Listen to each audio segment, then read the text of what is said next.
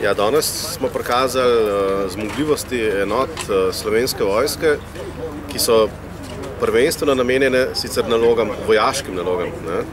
Ampak v nekem sekundarnem pomenu so pa lahko uporabne tudi v primerih zaščite in reševanja. Ker ravno zaščita in reševanje je ena izmed 5 osnovnih nalog Slovenske vojske, ki je zapisana v zakonu o obrambi. Tako da vse te zmogljivosti, ki smo jo danes prikazali, od premične bolnišnice ROL 2 do mostu, do Medevac helikopterja, do veterinarske enote, do voda za neeksplodirana ubojna sredstva, vse te zmogljivosti lahko uporabimo tudi v primerih, ko gre za naravne nesreče ali katastrofe. V kakšnih primerih bi se pa uporabili to, recimo v kakšnih primerih naravnih katastrof? Leta se je Slovenska vojska v bistvu sodelovala že pri vseh teh večjih katastrofah, da jih samo par naštejem, recimo plaz pod Mangartom leta 2000, železniki, ujma v železnikih 2007, poplave 2010 leta v srednji Sloveniji, Zasavju, Posavju in pa na Primorskem. Tako da, ko smo pač upoklicani oziroma ko smo pozvani strani pač vodstva, ministrstva, se pač odzovemo s tistimi sredstvi, s katerimi je pač potrebno za tisto dogodek. Kakšen je bil sploh v bistvu scenarij današnje vaje?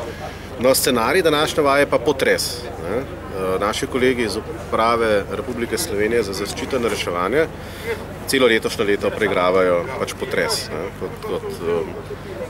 kot verjetno naravno nesrečo na področju Republike Slovenije. Tako da mi smo to vajo načrtovali tudi v začetku leta in smo se povezali tudi z našimi kolegi z te uprave, tako da smo nekako prišli do zaključka, da bi bilo dobro tudi mi v tem smislu pripravimo prikaz, da rečem, teh naših zmogljivosti. In kako ste zadovoljni zaenkrat s plenom vaje? So se pokazali kakšne pomanjkljivosti, se bo to pokazalo šele kasneje pa v sami obravnavi vaje? Definitivno bomo imeli analizo vaje v prihodnjih dneh. To danes, kar smo prikazali, bo v bistvu bolj prikazni del. Mi smo se v teh postopkih usposabljenih, to že izvajamo nekaj zdaj 10 dni, da rečem, sicer na terenu nekje od ponedeljka, ampak priprave na to štabno usklajevanje, štabna urjenja so pa potekale recimo že od meseca junija do danes. Ja, tako da jaz mislim, da smo lahko zadovoljni s tem, kar smo danes prikazali. Lahko še imel pa funkcijo? Polkovnik Milan Žurman, poveljnik poveljstva za podporo pa vodja vaje.